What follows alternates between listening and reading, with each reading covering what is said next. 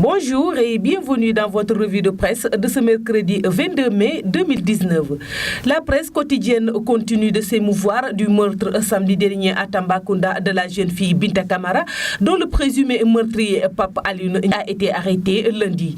Vox Populi signale que la victime repose désormais au cimetière musulman de Saré Guilel à Tamba.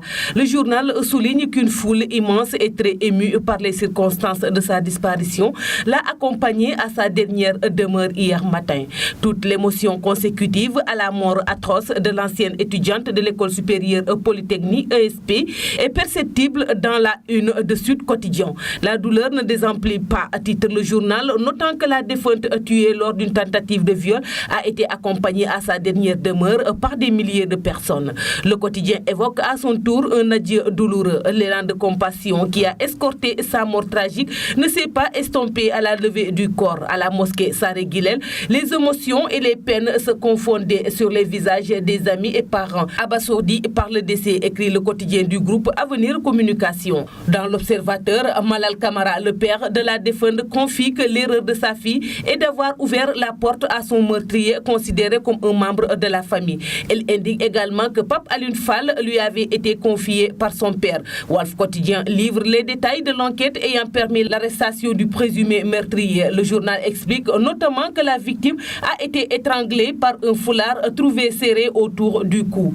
Le journal ajoute que le suspect déclare avoir attendu la sortie du gardien avant de s'introduire dans la demeure. Le quotidien Critique salue l'exploit réussi par la police technoscientifique qui a permis d'élucider l'affaire Binta Camara en seulement 48 heures.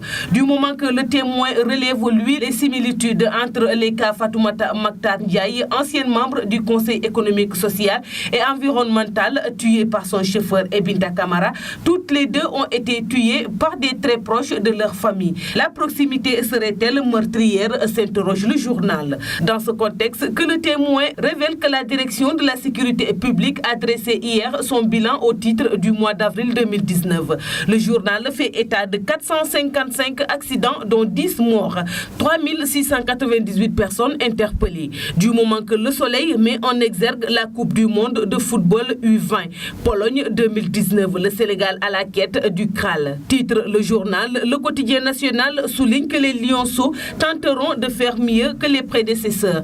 Mais avant de rêver de ça, leur premier objectif sera d'accéder en huitième de finale en décrochant l'une des deux premières places de leur groupe, prévient le journal. C'est tout pour la revue de presse parvenue à la rédaction du groupe Média du Sud. Merci et bonne lecture à tous.